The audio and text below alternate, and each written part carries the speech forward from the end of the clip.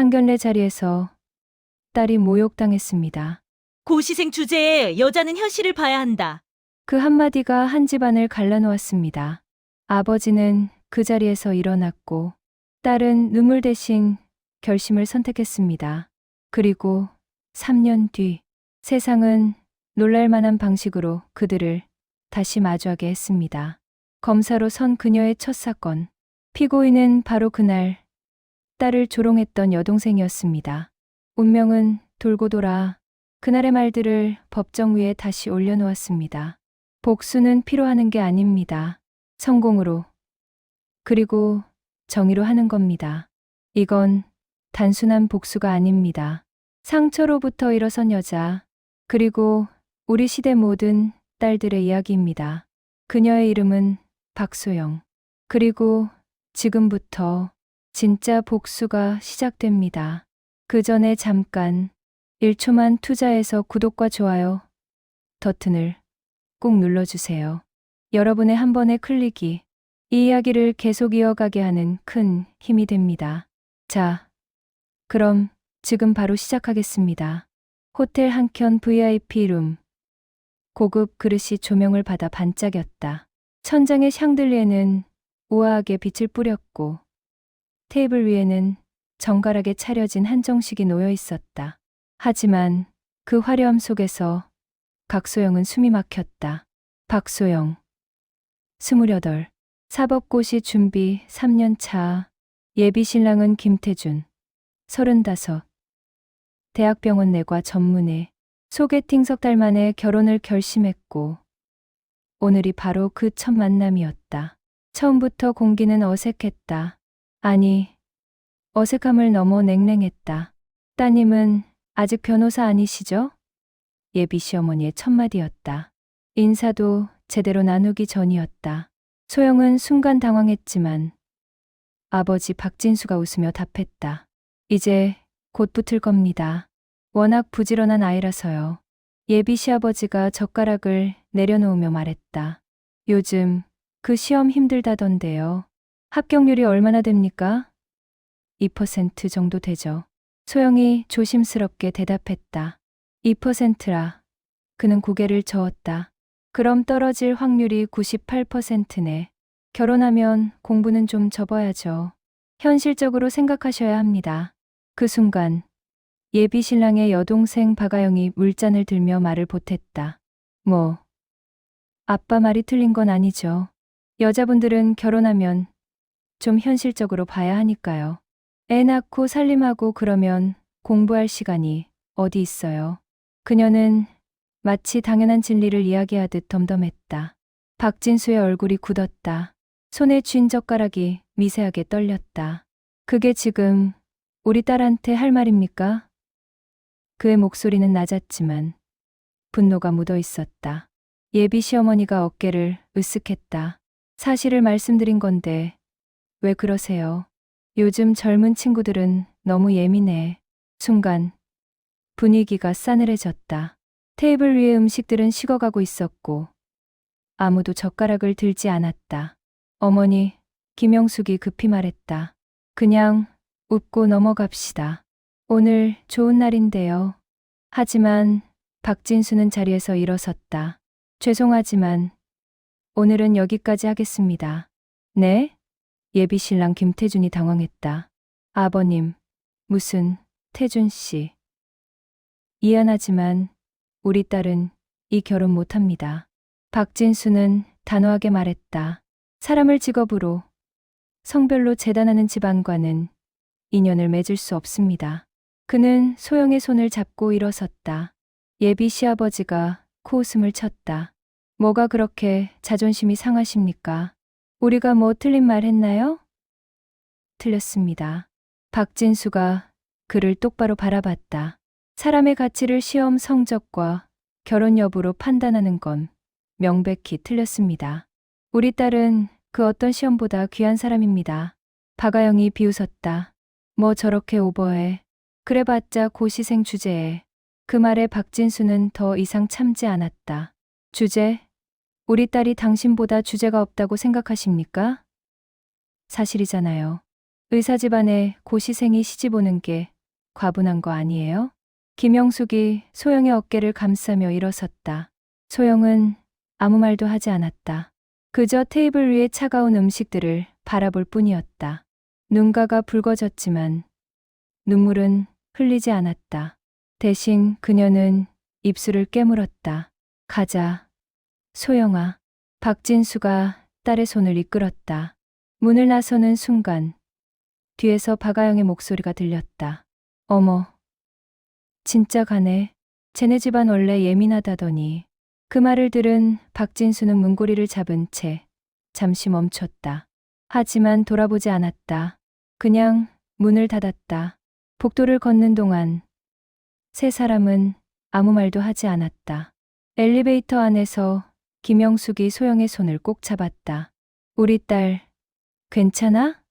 소영은 고개를 끄덕였다. 괜찮아요, 엄마. 오히려 잘 됐어요. 잘 된 게 뭐가 잘 됐어. 저런 사람들이랑 가족되는 게 더 지옥이었을 거예요. 호텔 로비를 나서자 차가운 바람이 불었다. 겨울이었다. 박진수는 하늘을 올려다보며 말했다. 소영아, 아빠가 미안하다. 왜요? 내가 좋아하는 사람이었잖아. 소영은 고개를 저었다. 아빠가 지켜줘서 고마워요. 저 혼자였으면 참았을 거예요. 그리고 평생 무시당하며 살았겠죠. 그날 밤, 소영은 방 안에서 책상 앞에 앉았다. 눈물이 났다. 억울했다. 분했다. 하지만 더 분한 건 그들의 말이 완전히 틀린 건 아니라는 현실이었다. 시험은 정말 어려웠다. 합격률은 정말 낮았다. 하지만 그게 내 가치를 결정하는 건 아니잖아. 그녀는 펜을 들고 노트에 적었다. 여자는 현실을 봐야 한다. 그 문장 밑에 또 다른 문장을 적었다. 그 말 언젠가 돌려주자. 그리고 그 밤 소영은 잠들지 않았다. 책을 펼치고 밑줄을 그었다. 형법총론, 형사소송법, 민법. 페이지는 넘어갔고 밤은 깊어갔다. 상견례는 그렇게 파탄났다. 그날 이후 김태준에게서 전화가 왔지만 소영은 받지 않았다. 문자도 왔다. 소영아, 우리 부모님이 좀 그러셨지만 이해해줘. 하지만 소영은 답장하지 않았다. 이해할 수 없었다. 이해하고 싶지도 않았다. 상견례의 불씨는 그렇게 꺼졌다. 아니, 꺼진 게 아니었다. 그건 또 다른 불씨가 되어 소영의 가슴 속에서 타오르기 시작했다. 집으로 돌아오는 차 안. 박진수의 입은 굳게 다물려 있었다. 핸들을 쥔 손에 힘이 잔뜩 들어가 있었다. 뒷자리에 앉은 소영은 창밖만 바라봤다. 거리의 불빛들이 흐릿하게 번졌다. 김영숙이 조심스럽게 입을 열었다. 여보, 너무 흥분하지 마. 몸 상해. 사람을 직업으로 재단하는 집안이라니. 절대 안 돼. 박진수의 목소리는 떨리고 있었다. 저런 사람들이랑 가족되는 거 상상만 해도 끔찍해. 김영숙이 한숨을 쉬었다. 여보, 그래도 소영이가 좋아했던 사람인데 좋아하는 것과 존중받는 건 다른 문제야. 사랑 때문에 무시당하며 살 순 없어. 집에 도착하자마자 박진수는 넥타이를 풀며 소파에 앉았다. 소영아, 넌 잘못한 거 하나 없다. 알지? 소영은 고개를 끄덕였다. 하지만 마음 한구석은 무너져 내리고 있었다. 좋아했던 사람이었다. 함께 미래를 꿈꿨던 사람이었다. 그런데 그 사람의 가족은 나를 이렇게 봤구나. 그때 김영숙의 휴대폰이 울렸다. 발신자는 예비 신랑, 어머니였다. 영숙은 잠시 망설이다가 전화를 받았다. 여보세요. 아니, 김 여사, 오늘 그게 뭡니까? 우리 집안이 그렇게 불편했습니까? 목소리에는 오히려 화가 섞여 있었다. 김영숙은 숨을 깊이 들이마셨다. 예의 없는 자리였어요. 처음 만나는 자리에서 우리 딸을 무시하다니요. 무시요? 우리가 언제 무시했습니까? 사실을 말한 것뿐인데. 사실이요? 여자는 현실을 봐야 한다는 게 사실입니까? 그게 뭐가 잘못됐어요. 요즘 세상이 얼마나 각박한데, 고시 붙기도 힘든데, 결혼까지 하면 더 힘들죠. 김영숙의 얼굴이 붉어졌다. 그럼 처음부터 왜 만나자고 하셨어요? 우리 딸이 고시생인 거 알고 계셨잖아요. 알았죠. 근데 따님이 좀 예민하신 듯하네요. 그 정도 말에 상처받으면 시집살이는 어떻게 해요? 그 말에 김영숙은 더 이상 참을 수 없었다. 시집살이요? 지금 21세기인데 무슨 시집살이 타령입니까? 아니, 말투 좀 보세요. 그러니까 따님도 저러는 거죠. 상대방의 목소리가 날카로워졌다. 뭐라고요? 우리 아들이 대학병원 전문의인데 그 정도면 고시생 따님한테는 과분한 거 아닙니까? 감사할 줄 알아야죠. 김영숙은 더 이상 듣고 있을 수 없었다. 과분하다고요? 우리 딸이 뭐가 모자라서 과분합니까? 당신네 아들이 의사면 뭐 대단합니까? 사람 됨됨이가 중요한 거지. 어머, 말투 진짜 거칠다. 역시 그 어미의 그 딸이네. 그 순간 박진수가 전화기를 낚아챘다. 여보세요. 박진수입니다. 아, 네. 박 사장님, 앞으로 우리 집에 전화하지 마십시오. 그리고 결혼은 없습니다. 뭐라고요? 지금 우리를 무시하는 겁니까? 무시가 아니라 단절입니다. 인연 자체를 끊는 겁니다. 박 사장님, 진정하시고요. 우리 애들끼리 좋아하잖아요. 좋아하는 건 중요하지 않습니다. 존중이 없는 관계는 사랑도 오래 못 갑니다. 그렇게 고집 부리시면 따님만 손해예요. 나이도 있는데. 박진수는 이를 악물었다. 우리 딸 나이가 문제입니까? 그럼 당신 아들은 35인데 왜 아직 결혼 못했습니까? 성격에 문제 있는 거 아닙니까? 뭐라고요? 제가 한 말 들으셨죠? 다신 연락하지 마십시오. 박진수는 전화를 끊어버렸다. 손이 떨렸다. 평생 이렇게 화를 낸 적이 없었다. 하지만 참을 수 없었다. 딸이 무시당하는 걸 보고만 있을 수 없었다. 김영숙이 남편의 손을 잡았다.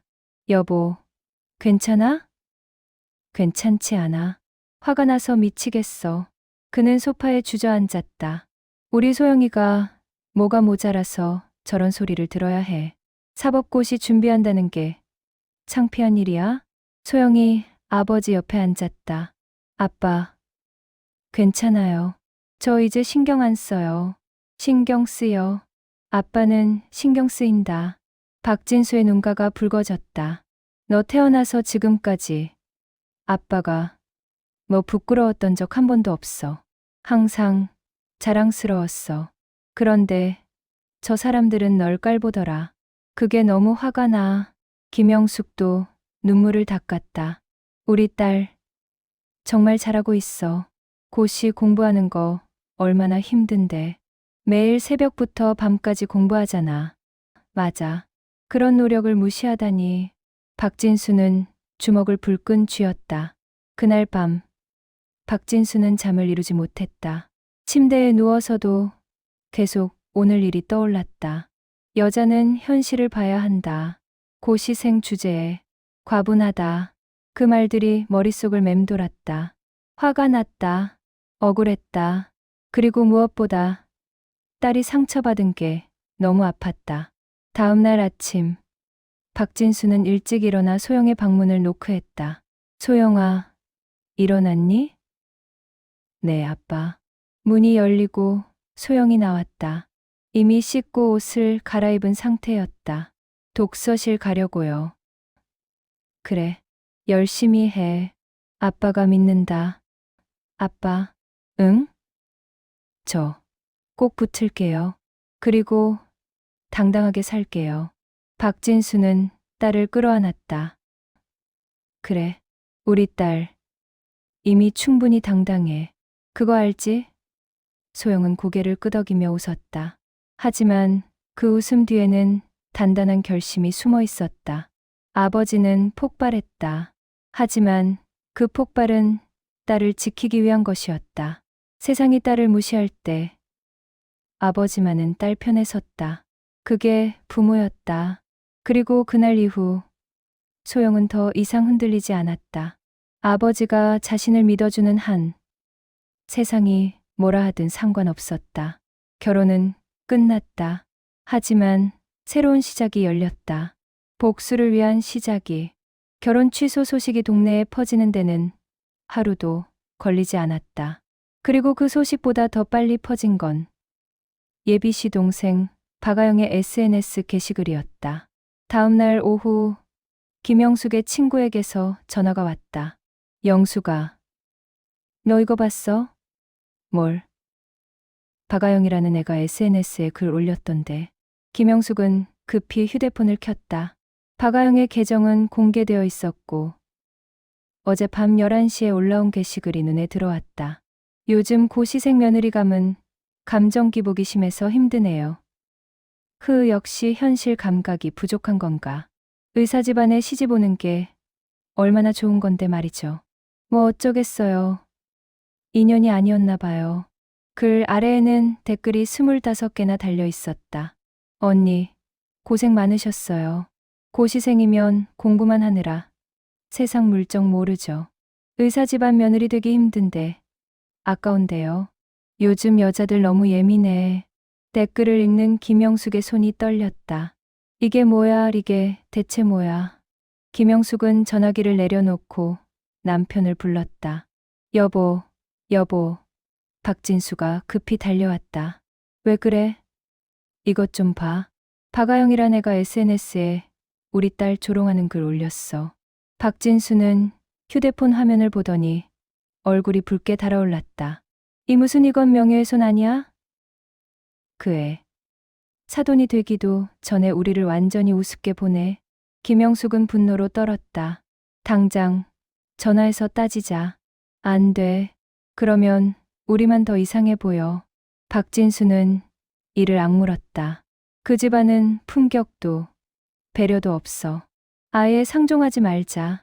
하지만 마음은 편하지 않았다. SNS라는 게 무서운 게 한번 퍼지면 걷잡을 수 없다는 것이었다. 그리고 그 예상은 정확히 들어맞았다. 이틀 뒤 동네 슈퍼에 간 김영숙에게 아주머니 한 분이 다가왔다. 영숙 씨, 소영이 결혼 무산됐다며? 네, 그렇게 됐네요. 아이고, 아까운데. 의사 집안이었다며. 요즘 그런 집안 만나기 힘든데. 김영숙은 애써 웃으며 대답했다. 인연이 아니었나 봐요. 그런데 그 아주머니가 작게 속삭였다. 근데 말이야. 내가 들었는데 그 집 딸이 SNS에 글 올렸다며? 소영이가 감정 기복이 심하다고. 김영숙의 얼굴이 굳었다. 네? 아, 나도 누구한테 들어서 아는 건데. 뭐 소영이 나이도 있고 고시생이라 현실 감각이 없다나 뭐라나. 김영숙은 그 자리에서 장바구니를 내려놓았다. 누가 그런 소리를 해요? 아, 나도 소문으로 들었어. 근데 사실이야? 소영이가 정말 그래? 아니에요. 우리 딸은 그렇지 않아요. 김영숙의 목소리가 커졌다. 슈퍼 안에 있던 사람들이 돌아봤다. 집으로 돌아온 김영숙은 울먹였다. 여보, 동네에 소문이 다 퍼졌어. 우리 소영이가 감정 기복이 심하고 현실 감각이 없다고. 박진수는 주먹을 쥐었다. 그 집 사람들이 소문을 퍼뜨린 거야? 모르겠어. 근데 박아영이 SNS에 올린 글이 퍼진 것 같아. 며칠 뒤에는 더 심한 소문이 들렸다. 동네 어르신 한 분이 박진수를 만나 말했다. 진수 씨, 내가 들었는데 사돈집 딸이 그런 말 했다던데요? 고시생 딸이 의사 집에 감히? 이렇게요. 박진수의 얼굴이 새하얘졌다. 네? 누가 그런 말을? 동네에서 다 떠드는 소리야. 뭐. 나야 그냥 소문이려니 하지만. 박진수는 집으로 돌아와 컴퓨터를 켰다.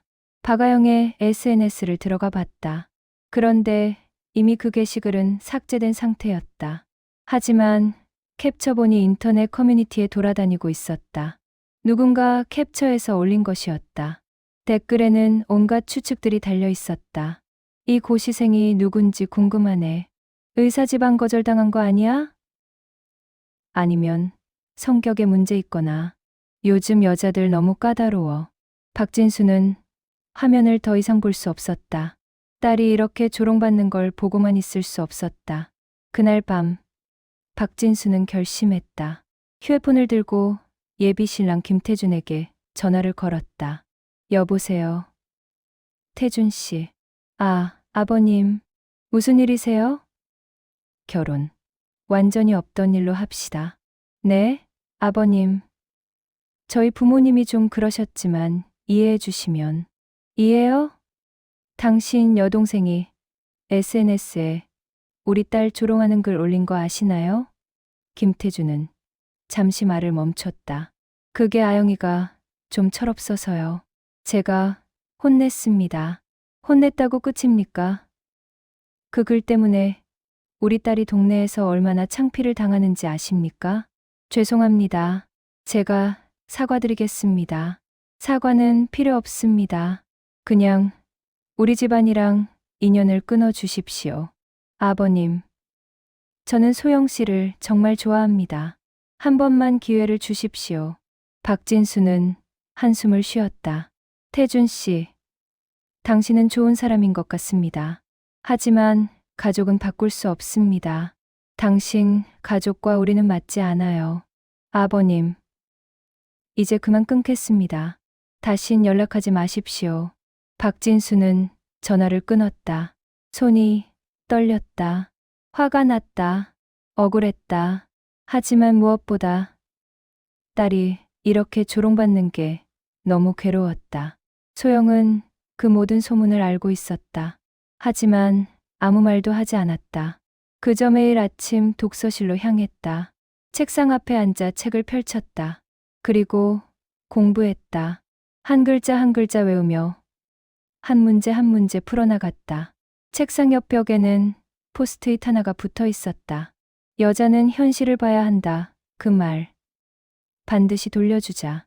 소영은 그 글을 볼 때마다 이를 악물었다. 분했다. 억울했다. 하지만 그 분함을 공부로 풀었다. 눈물로 풀지 않고 복수로 바꿨다. 균열은 시작됐다. 하지만 그 균열은 소영을 무너뜨리지 못했다. 오히려 더 단단하게 만들었다. 그리고 그 단단함은 언젠가 복수로 돌아올 것이었다. 상견례 파탄 후 박소영은 침묵했다. 일주일 동안 거의 말을 하지 않았다. 밥을 먹을 때도 씻을 때도 그저 최소한의 대답만 했다. 김영숙은 걱정이 됐다. 소영아, 너 괜찮아? 소영은 고개만 끄덕였다. 응. 혹시 아직도 태준 씨 생각해?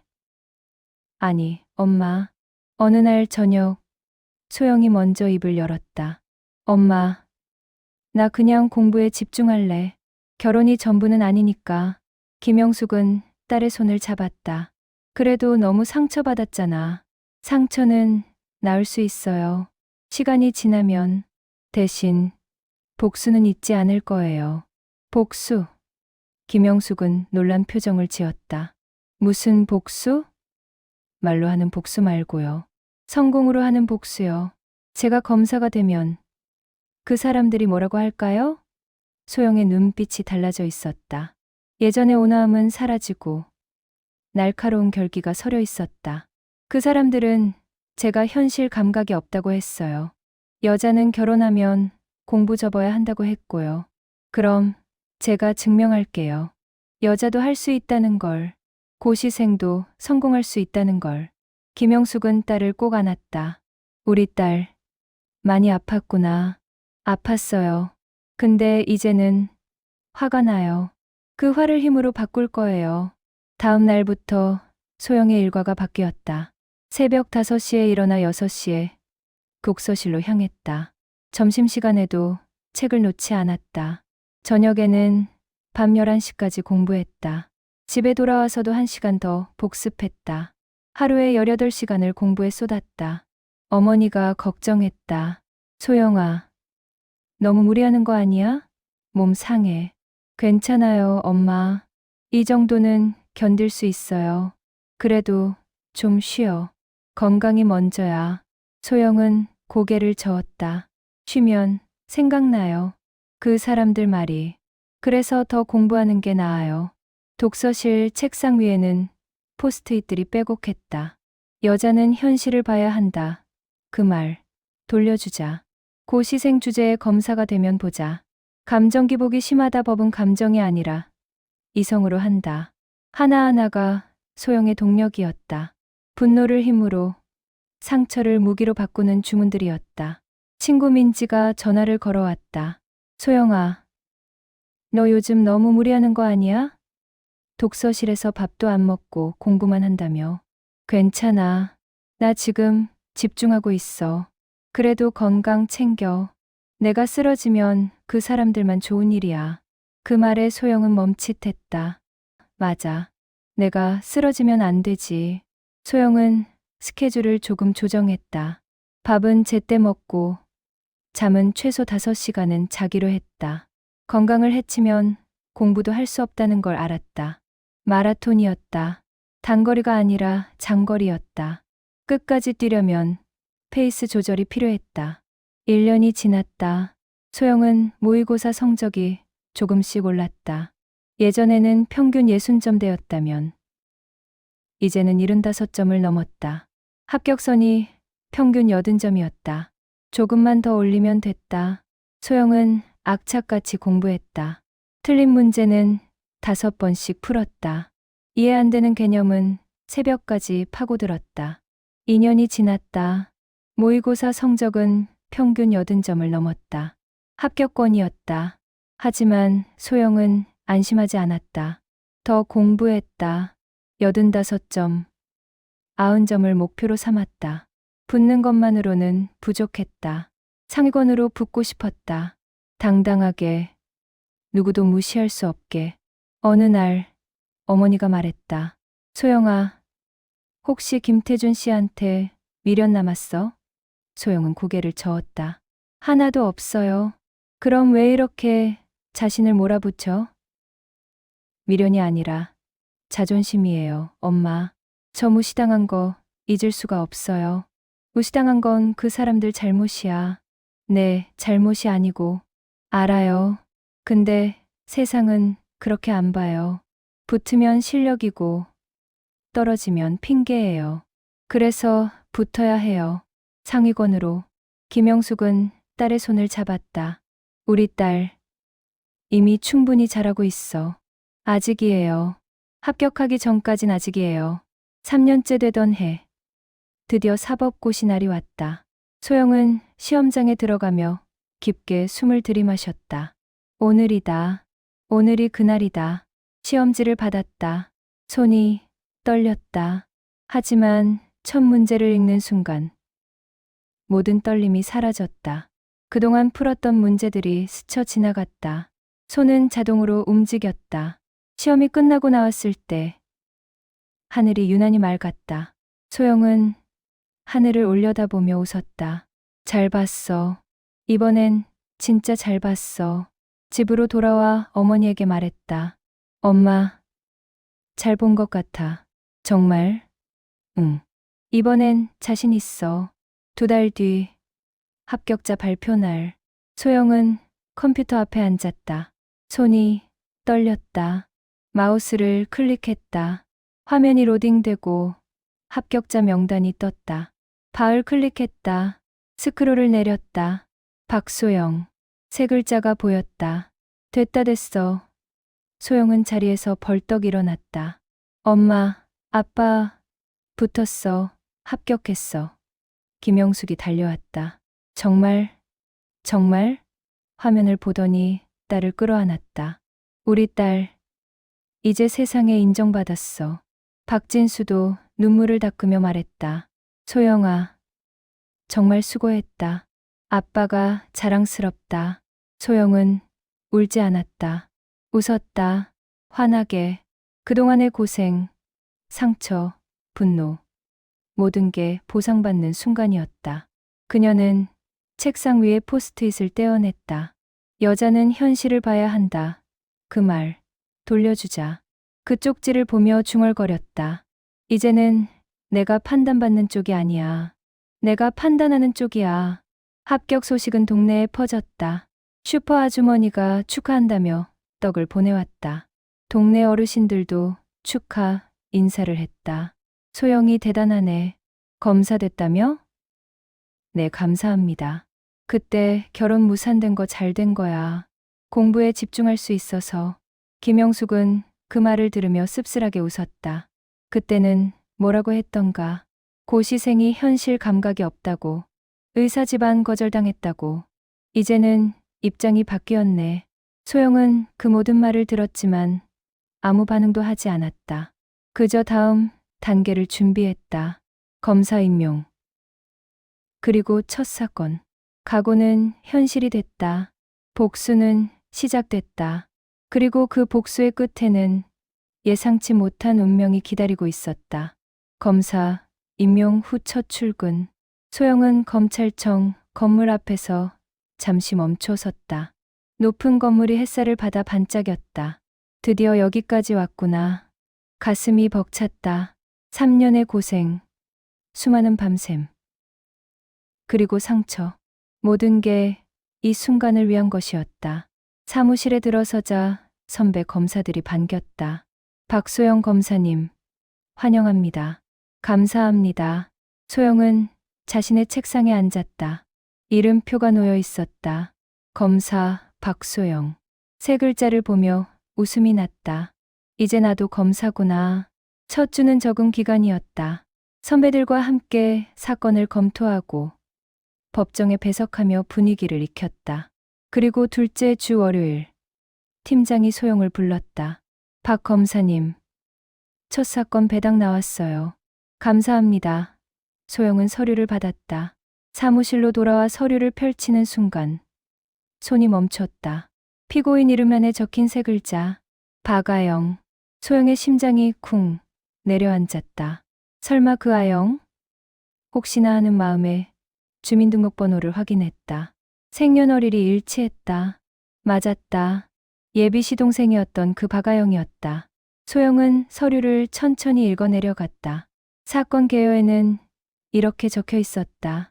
피고인 박아영은 2024년 11월 15일 오후 8시경 서울 강남구 논현동 교차로에서 신호를 위반하여 횡단보도를 건너던 보행자 이철수 52세.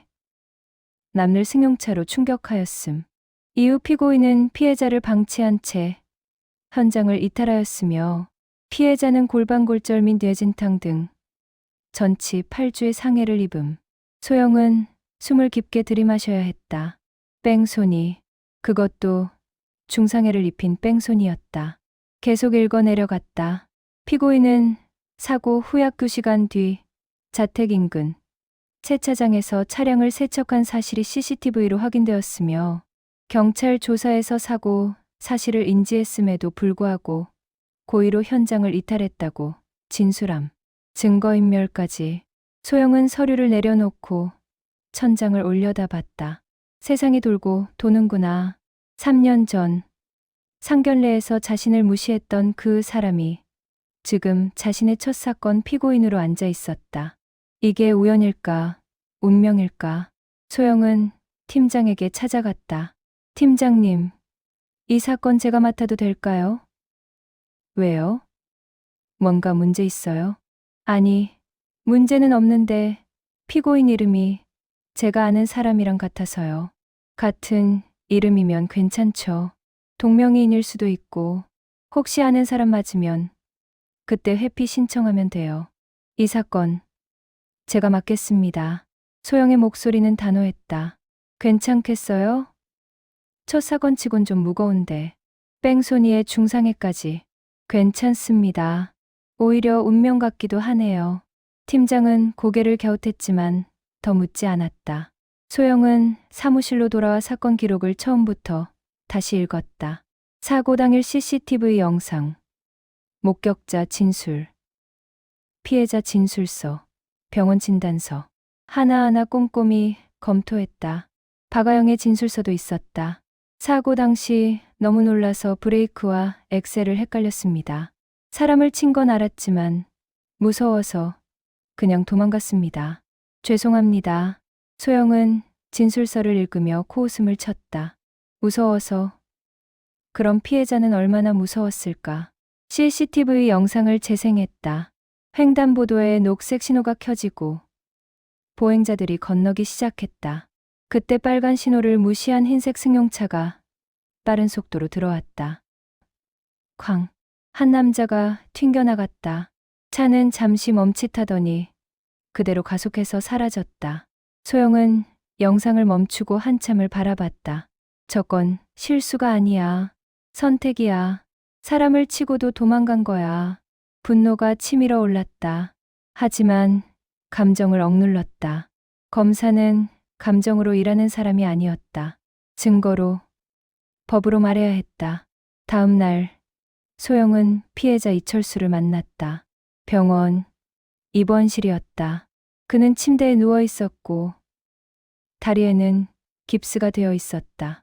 안녕하세요. 검사 박소영입니다. 아, 검사님. 와주셔서 감사합니다. 그의 목소리는 힘이 없었다. 상태가 어떠세요? 다리 골절되고 머리도 많이 다쳤어요. 의사 선생님이 최소 석 달은 입원해야 한대요. 사고 당시 기억나세요? 네. 횡단보도 건너는데 갑자기 차가 왔어요. 피할 틈도 없었어요. 그리고 정신 차렸을 때는 여기였고요. 그 차가 멈춘 적 있었나요? 잠깐요. 멈춘 것 같긴 한데 확실하지 않아요. 제가 정신이 없어서. 괜찮습니다. CCTV에 다 나와 있어요. 소영은 그의 손을 잡았다. 제가 꼭 정의를 실현하겠습니다. 이철수는 눈물을 글썽이며 고개를 끄덕였다. 병원을 나서며 소영은 다짐했다. 이 사건은 내 개인적인 감정이 아니야. 피해자를 위한 거야. 법을 위한 거야. 하지만 마음 한구석에서는 다른 목소리로 들렸다. 그래. 이게 복수야. 법으로 하는 정당한 복수. 사무실로 돌아와 소영은 기소장을 작성하기 시작했다. 피고인 박아영은 교통사고 처리 특례법 위반 뺑소니 치상 및 증거인멸 혐의로 기소함. 한 글자 한 글자 신중하게 적었다. 이건 단순한 서류가 아니었다. 누군가의 인생을 바꿀 수 있는 문서였다. 일주일 뒤 소영은 피고인 박아영과 첫 대면 조사를 하게 됐다. 조사실 문을 열고 들어서는 순간 그녀와 눈이 마주쳤다.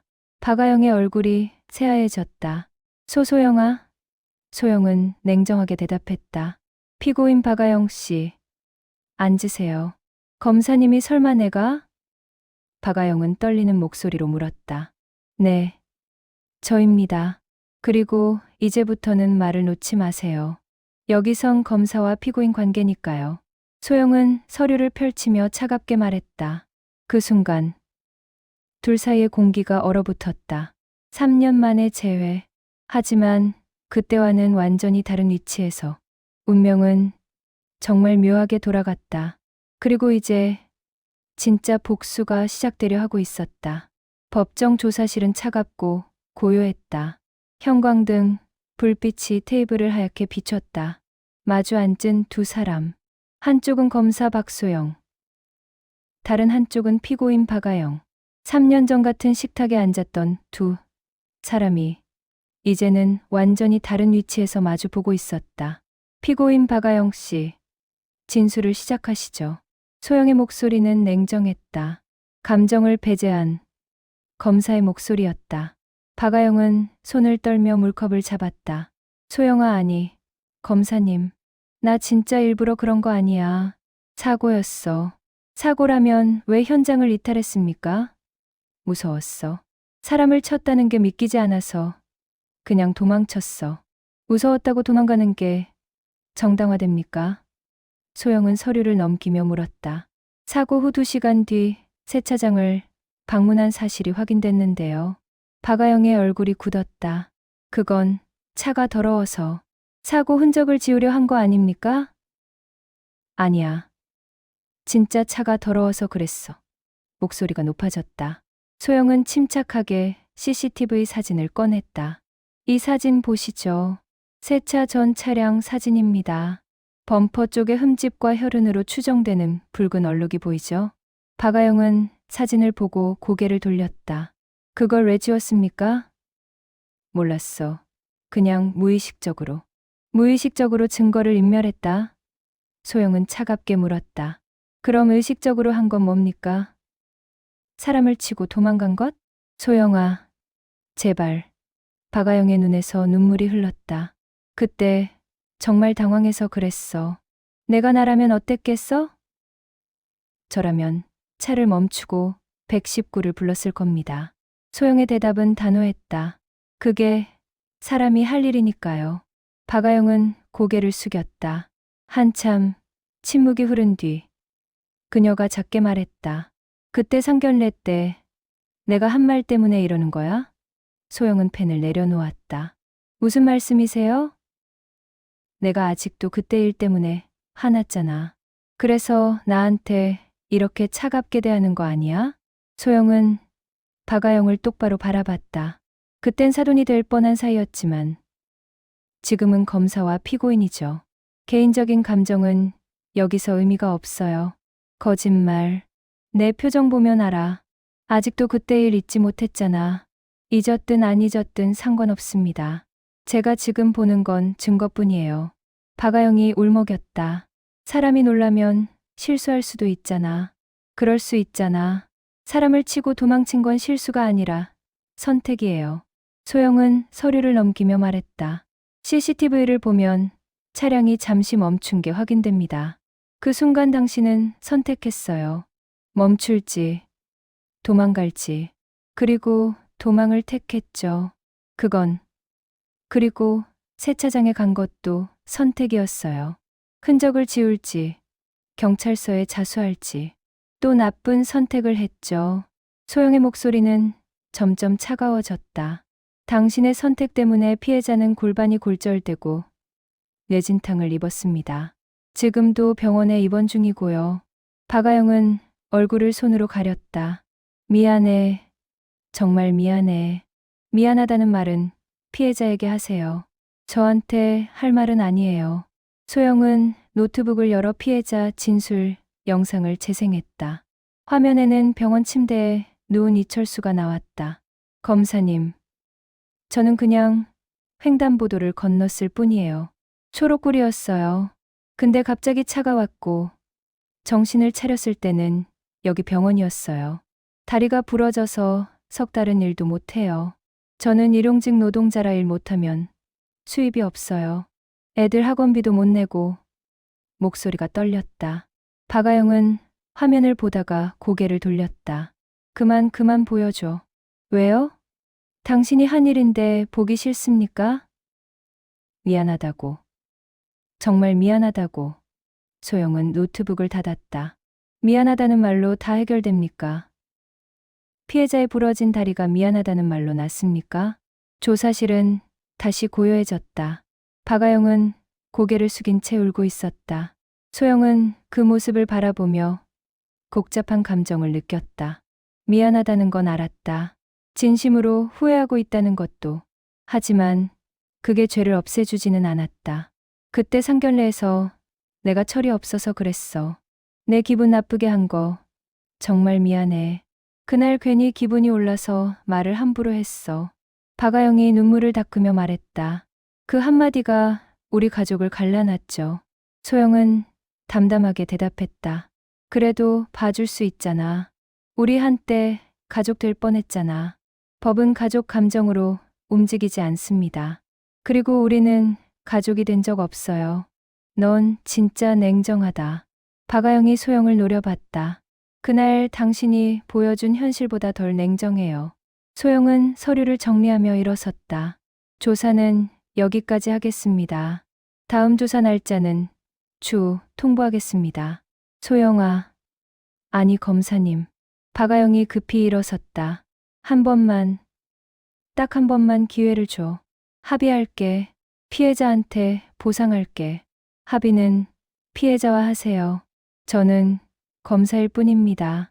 그래도 내가 좀 도와줄 수 있잖아. 양형 협상 같은 거. 양형 협상은 증거와 정황에 따라 결정됩니다. 개인적인 청탁은 받지 않아요. 소영은 문을 열었다. 다음 조사까지 변호사와 충분히 상의하세요. 소영아. 박아영이 소리쳤다. 소영은 돌아보지 않고 문을 닫았다. 복도를 걸으며 가슴이 두근거렸다. 손이 떨렸다. 냉정한 척했지만 사실은 마음이 흔들렸다. 3년 전의 기억이 자꾸 떠올랐다. 여자는 현실을 봐야 한다. 고시생 주제에 그 말들이. 사무실로 돌아와 의자에 앉았다. 깊게 숨을 들이마셨다. 감정을 배제해야 해. 나는 검사야. 개인적인 복수가 아니라 법의 정의를 실현하는 거야. 하지만 마음 한구석에서는 다른 목소리가 들렸다. 그래. 이게 복수야. 정당한 복수. 창밖을 보니 해가 지고 있었다. 노을이 붉게 물들어 있었다. 소영은 그 노을을 바라보며 생각했다. 내가 지금 하는 게 옳은 걸까? 하지만 곧 고개를 저었다. 옳고 그름의 문제가 아니야. 법의 문제야. 증거가 있고 죄가 있으면 처벌받는 거야. 그날 밤 소영은 집에 돌아가 어머니에게 말했다. 엄마, 첫 사건 피고인이 누군지 알아? 누군데? 박아영이야. 그때 그 박아영. 김영숙의 눈이 커졌다. 세상에 그 애가? 응. 뺑소니, 사고 쳤어.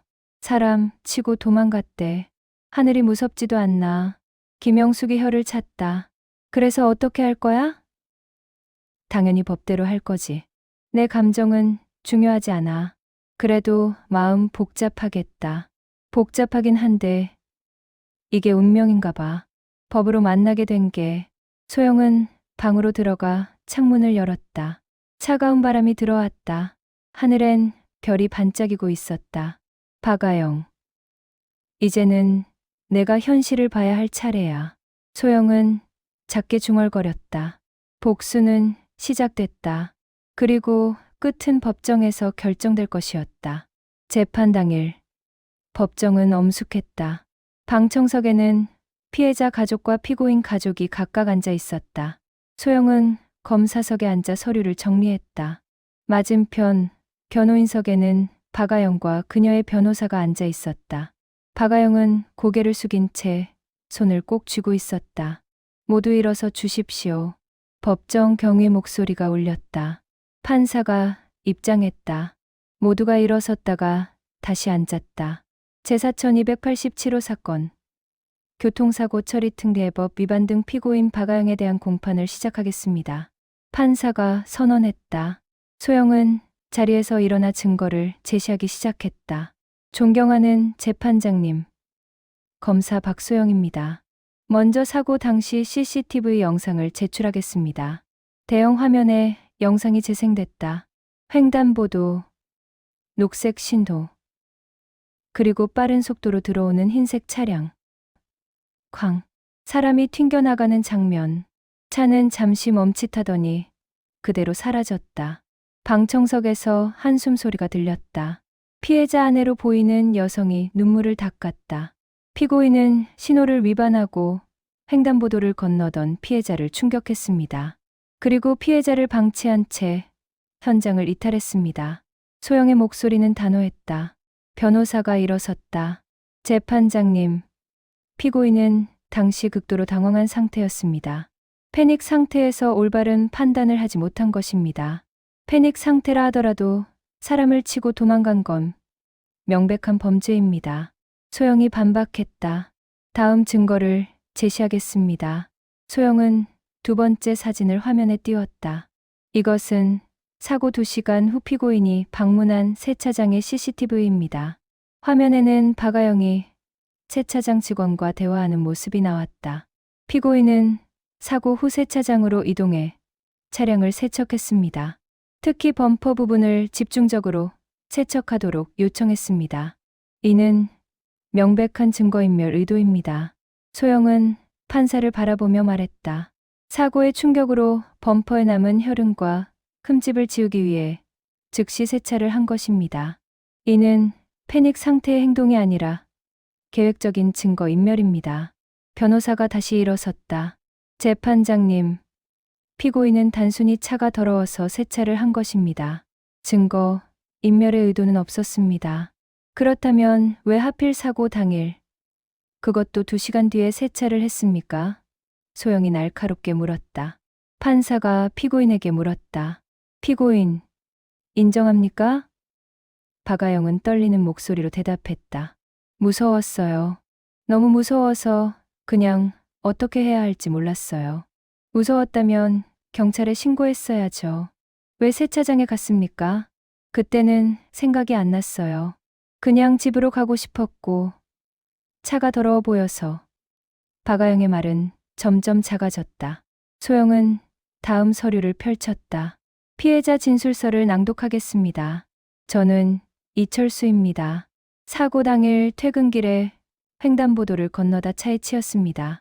정신을 잃기 전 마지막 기억은 차가 잠시 멈춘 것이었습니다. 저는 그때 생각했습니다. 살았구나. 운전자가 도와주겠지. 하지만 차는 다시 출발했습니다. 저를 그대로 두고 떠났습니다. 소영의 목소리가 법정을 울렸다. 피해자는 골반골절로 석 달간 입원해야 합니다. 일용직 노동자인 그는 일을 못해 수입이 끊겼습니다. 2아이의 학비와 생활비를 걱정하며 경상에 누워 있습니다. 방청석에서 흐느끼는 소리가 들렸다. 그 공포보다 더 큰 건 쓰러진 피해자의 고통이었습니다. 소영은 판사를 똑바로 바라보며 말했다. 피고인의 무서움은 순간이었지만 피해자의 고통은 지금도 계속되고 있습니다. 법정은 조용했다. 소영의 말 한마디 한마디가 공기를 무겁게 짓눌렀다. 변호사가 마지막으로 변론했다. 재판장님, 피고인은 깊이 반성하고 있습니다. 피해자와의 합의도 진행 중입니다. 선처를 부탁드립니다. 합의 여부를 확인하겠습니다. 판사가 물었다. 피해자 변호인이 일어섰다. 피해자 측은 합의를 거부했습니다. 피고인의 성의가 부족하다고 판단했습니다. 박아영의 얼굴이 창백해졌다. 소영은 최후 진술을 했다. 존경하는 재판장님, 이 사건은 단순한 교통사고가 아닙니다. 피고인은 사람을 치고도 도망갔으며 증거를 인멸하려 했습니다. 이는 죄의식이 있었다는 명백한 증거입니다. 엄정한 처벌을 요청합니다. 판사가 고개를 끄덕였다. 피고인, 최후 진술하시겠습니까? 박아영은 떨리는 목소리로 일어섰다. 죄송합니다. 정말 죄송합니다. 피해자분께 용서를 구합니다. 그리고 그녀는 소영을 힐끗 보았다. 검사님께도 미안합니다. 소영은 표정 하나 변하지 않았다. 감정을 드러내지 않았다. 박아영은 다시 앉았다. 잠시 침묵이 흐른 뒤 판사가 입을 열었다. 잠시 휴정하고 선고 준비를 하겠습니다. 법정은 다시 소란스러워졌다. 30분 뒤 판사가 다시 입장했다. 모두가 긴장한 표정으로 앞을 바라봤다. 판결을 선고하겠습니다. 판사의 목소리가 울렸다. 법정은 다시 고요해졌다. 피고인 박아영에게 징역 2년 6개월을 선고합니다. 방청석에서 탄식이 터졌다. 박아영의 어머니로 보이는 여성이 아니, 이럴 수가 하며 일어섰다. 법정 경위가 제지했다. 박아영은 얼굴을 손으로 가리고 울기 시작했다. 피해자 측에서는 안도의 한숨이 나왔다. 판사가 판결 이유를 설명했다. 피고인은 사고 후 즉시 도주했으며 증거인멸을 시도했습니다. 이는 죄의식이 있었음을 보여줍니다. 또한 피해자와의 합의도 이루어지지 않았습니다. 다만 초범인 점을 고려하여 형을 정했습니다. 박아영은 고개를 들어 소영을 바라봤다. 눈물로 범벅이 된 얼굴이었다. 검사님, 미안해요. 정말 미안해요. 소영은 그 눈빛을 받으며 단호하게 말했다. 미안보다 중요한 건 책임이에요. 당신이 한 일에 대한 책임. 법정이 끝나고 복도로 나왔다. 피해자 이철수가 목발을 짚고 다가왔다. 검사님, 감사합니다. 정의를 실현해 주셔서 제가 해야 할 일을 했을 뿐입니다. 소영은 그의 손을 잡았다. 빨리 쾌차하시길 바랍니다. 복도 끝에서 박아영이 수갑을 차고 끌려가고 있었다. 그녀는 소영을 돌아보며 작게 말했다.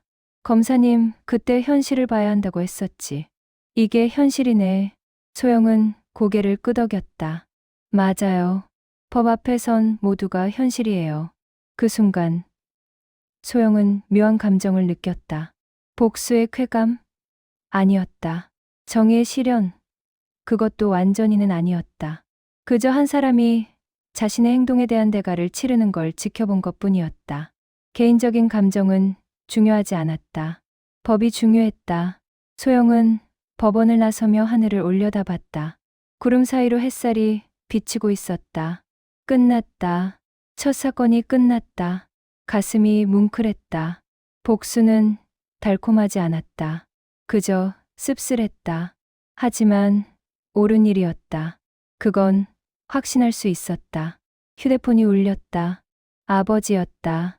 소영아, 판결 어떻게 됐어? 징역 2년 6개월이요. 잘했다. 우리 딸 정말 잘했어. 박진수의 목소리에는 자부심이 묻어 있었다. 소영은 웃으며 대답했다. 고마워요, 아빠. 판결의 순간은 끝났다.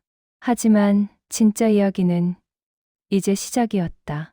재판이 끝난 복도. 소영은 잠시 벤치에 앉아 숨을 고르고 있었다. 긴장이 풀리니 온몸에 힘이 빠졌다. 첫 재판이었다. 그것도 개인적으로 연관된 사건이었다.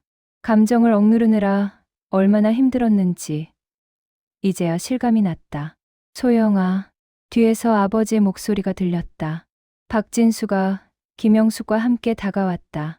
아빠, 엄마, 어떻게 여기까지? 우리 딸 첫 재판인데 당연히 와야지. 박진수는 딸을 끌어안았다. 수고했다. 정말 잘했어. 떨렸어요. 계속 감정을 숨기느라. 그래도 잘 해냈잖아. 내 모습 보면서 아빠는 정말 자랑스러웠다. 김영숙도 딸의 손을 잡았다. 우리 소영이 이제 진짜 검사가 됐네. 아직 멀었어요. 이제 시작이에요. 세 사람은 법원 밖으로 나왔다. 겨울 햇살이 따사로웠다. 박진수가 말했다. 소영아, 세상은 결국 공평하구나. 공평한 걸까요? 소영이 고개를 갸웃했다. 글쎄요. 전 그냥 제 일을 했을 뿐이에요. 아니야. 넌 정의를 실현했어. 그게 바로 복수야. 진짜 복수는 상대를 무너뜨리는 게 아니라 내가 올라서는 거야. 박진수의 말에 소영은 고개를 끄덕였다. 맞아요. 아빠. 복수는 분노로 하는 게 아니에요. 성공으로 하는 거예요.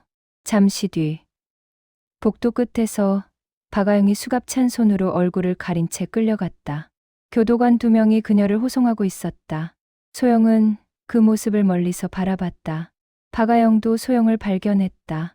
두 사람의 눈이 마주쳤다. 박아영은 멈춰 섰다. 교도관이 가세요라고 재촉했지만 그녀는 소영을 향해 고개를 숙였다. 소영 검사님. 목소리가 떨렸다. 소영은 다가갔다. 마지막 대화가 될 것 같았다. 그때 상견례 때 내가 말 함부로 해서 정말 미안해. 박아영의 눈에서 눈물이 흘렀다. 여자는 현실을 봐야 한다고 했었지. 고시생 주제에 뭘 바라냐고도 했고. 그 말들 정말 미안해. 이제 와서 그 말 해봐야 의미 없어요. 소영은 담담하게 대답했다. 알아. 근데 그래도 하고 싶었어. 그때 내가 얼마나 철없었는지. 철없었던 게 아니에요. 오만했던 거죠. 소영의 말은 날카로웠다. 사람을 직업으로, 성별로 판단하는 게 얼마나 잘못된 건지 이제 알겠어요? 알아, 이제 알아. 박아영은 수갑 찬 손을 들어 보였다. 이게 현실이네. 내가 그렇게 말했던 현실이 이런 거였어. 법 앞에선 의사도, 검사도, 고시생도 모두 똑같아요. 그게 진짜 현실이에요. 소영은 조금 부드러운 목소리로 말했다. 감옥에서 반성할게. 그리고 나오면 제대로 살게. 그러세요. 그게 당신이 할 일이에요. 소영은 고개를 끄덕였다. 그리고 피해자분께 진심으로 사과하세요. 그럴게. 꼭 그럴게. 박아영은 다시 고개를 숙이고 끌려갔다. 소영은 그 뒷모습을 바라보다가 돌아섰다. 가슴이 복잡했다. 후련하기도 하고 씁쓸하기도 했다. 복수를 했지만 기분이 좋지만은 않았다. 아마 이게 어른이 되는 거겠지. 승리가 항상 달콤하지만은 않다는 걸 아는 것. 부모님이 기다리고 있었다. 다 끝났어? 네, 끝났어요. 그럼 밥이나 먹으러 가자. 우리 딸 고생했으니 맛있는 거 사줄게. 김영숙이 딸의 팔짱을 꼈다. 좋아요. 오랜만에 가족끼리 밥 먹어요. 식당에 앉아 밥을 먹으며 박진수가 말했다. 소영아, 너 정말 멋있었어. 법정에서 당당하게 증거 제시하고 논리적으로 말하는 모습. 고마워요, 아빠. 아빠가 그때 저 지켜줘서 여기까지 올 수 있었어요. 아빠는 당연한 일 했을 뿐이야. 김영숙도 거들었다. 그때 상견례에서 나왔길 잘했지? 안 그랬으면 저런 집안 며느리 되어서 평생 고생했을 거야. 맞아요. 인연이 아니었나 봐요. 아니, 인연이 안 된 게 다행이에요. 소영은 웃으며 밥을 떠먹었다. 며칠 뒤, 소영은 사무실에서 다음 사건 서류를 검토하고 있었다. 팀장이 다가왔다. 박 검사님, 첫 사건 잘 마무리했다고 들었어요. 감사합니다. 팀장님, 소문 들었는데 피고인이랑 개인적으로 아는 사이였다면서요? 네, 예전에 잠깐. 그래도 감정 섞지 않고 법대로 처리했다니 기특해요. 검사의 자질이 있어. 제가 해야 할 일을 했을 뿐입니다. 소영은 겸손하게 대답했다. 앞으로도 잘 부탁해요. 기대하고 있어요. 팀장은 어깨를 두드리고 갔다. 저녁, 소영은 독서실 시절 앉았던 그 자리를 찾아갔다. 지금은 다른 학생이 앉아 공부하고 있었다. 소영은 복도에서 그 모습을 바라봤다. 나도 저랬었지. 하루 종일 책만 보며 버텼었지. 가슴이 뭉클했다. 밖으로 나오자 눈이 내리기 시작했다. 하얀 눈발이 거리를 덮었다. 소영은 손을 내밀어 눈송이를 받았다. 차가웠지만 포근했다. 마치 모든 게 정화되는 느낌이었다. 휴대폰이 울렸다. 친구 민지였다.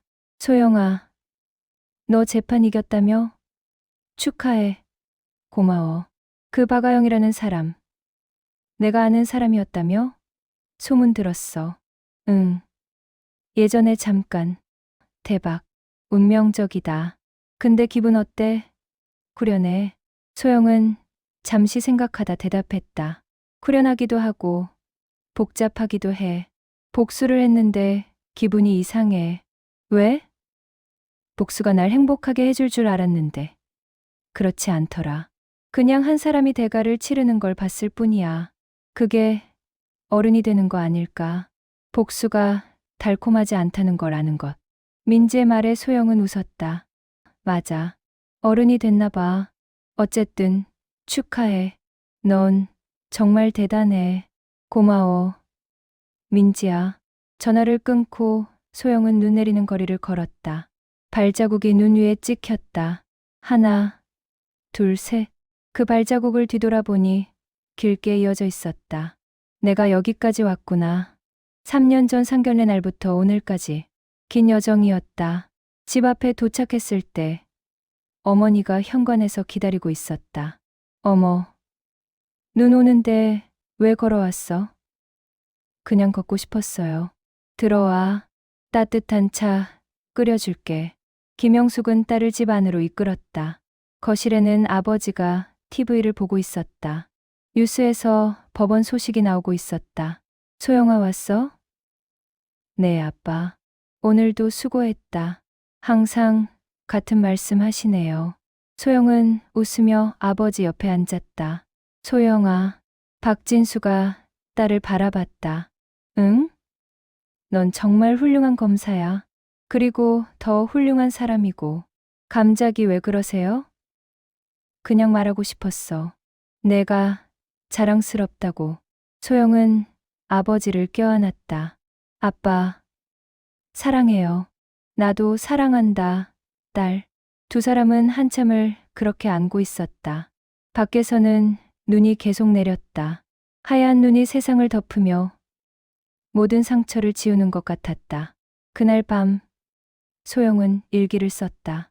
오늘 첫 재판이 끝났다. 박아영은 징역 2년 6개월을 선고받았다. 복수를 했지만 기분은 복잡하다. 하지만 한 가지는 확실하다. 진짜 복수는 상대를 무너뜨리는 게 아니라 내가 올라서는 것이었다. 나는 올라섰다. 그리고 앞으로도 계속 올라갈 것이다. 마지막 문장을 쓰고 노트를 덮었다. 창밖을 보니 눈이 그쳤다. 하늘에는 별이 반짝이고 있었다. 소영은 그 별을 바라보며 조용히 말했다. 사람 위에 사람 없고 법 위에 사람 없다. 그 말이 가슴속 깊이 새겨졌다. 복수는 끝났다. 하지만 새로운 시작이 열렸다. 검사로서, 사람으로서 소영의 진짜 인생이 이제 시작되는 것이었다. 하얀 눈발 속 소영의 미래는 밝게 빛나고 있었다.